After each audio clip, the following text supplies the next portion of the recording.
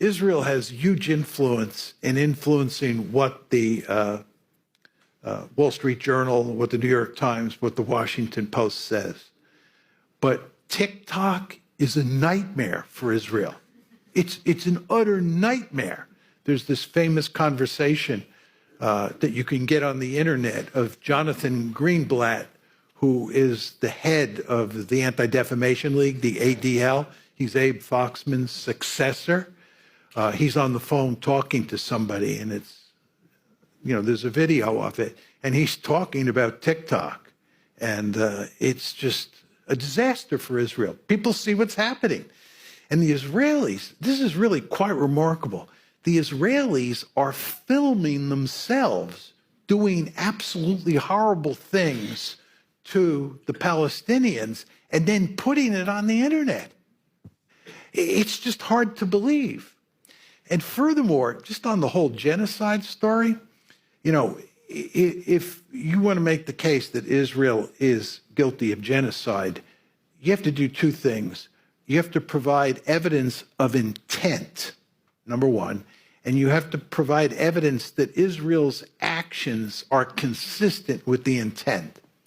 Now, with regard to intent, the Israeli leaders across the board, including Benjamin Netanyahu, after October 7th, said all sorts of things that, in my opinion, demonstrated genocidal intent. This was documented in the South African case. Yes, documented in the South African case. And by the way, there was a piece in Haaretz, which is like the New York Times of Israel. It's a left-leaning Israeli publication? Yeah, liberal. I'd use the word liberal. American liberal. Yeah, American liberal.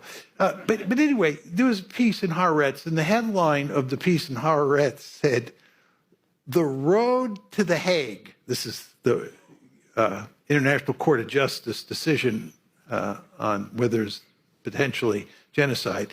The Haaretz piece said, "The road to The Hague," this is the headline, "The road to The Hague is paved with public comments by Israeli leaders."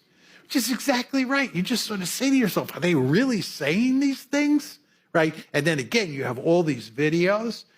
I was talking to my daughter one day who's not very political at all. She's in her 40s, and she was talking about watching what the Israelis are doing to children on TikTok. And she said, I can't watch TikTok. I just can't watch these videos anymore. They're so horrible, right?